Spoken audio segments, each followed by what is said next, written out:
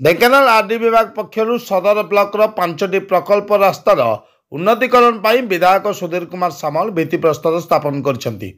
प्रथमे काईमाटी गहम खुंटी ठारू गोविंदपुर 55 नंबर जातीय राजपथ पर्यंत 7,97 लाख, द्वितीय प्रकल्प बोरापदा ग्राम स्टेशन पर्यंत एवं सदर ब्लॉक भापुर 3टी प्रकल्प को भित्तिप्रस्तर स्थापन करछंती विधायक श्रीयुक्त सामल।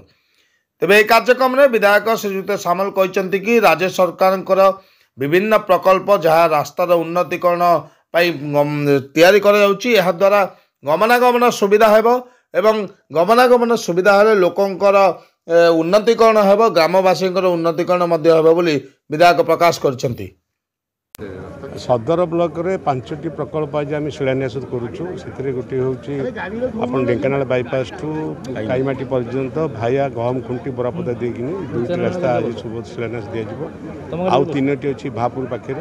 तेणु माननीय मुख्यमंत्री जो परिकल्पना नहीं 23 वर्ष मुख्यमंत्री होगा द्वारा 25 वर्ष शासन द्वारा ये द्वारा हूँ कौन एरिया रे रोड खराब न हो कि रोड खराब अवस्था लोक मैंने असुविधा भोग न करूँ।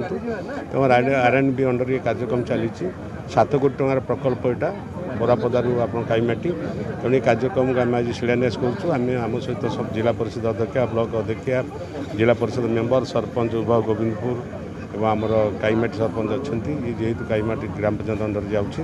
तो ये विभिन्न प्रकार व्यावसायिक चाषी मैंने उपकृत हे जोटे कम्युनिकेशन आउ गैप रहा। तो बहुत भल कथा ये राज्य सरकार माननीय मुख्यमंत्री धन्यवाद दूँ। एक कार्यक्रम में विधायक सुधीर कुमार सामल सहित जिला परिषद अध्यक्ष अर्चना पुहान, सदर ब्लॉक अध्यक्ष राजश्री नायक, आरडी विभाग मुख्य अधिकारी और स्थानीय सरपंच प्रमुख उपस्थित रही। तेरे प्रथमे ग्रामवासी और महिला संकीर्तन मंडली माने विधायक को स्वागत करथिले एवं पर विधायक प्रकल्पर उद्घाटन करथिले।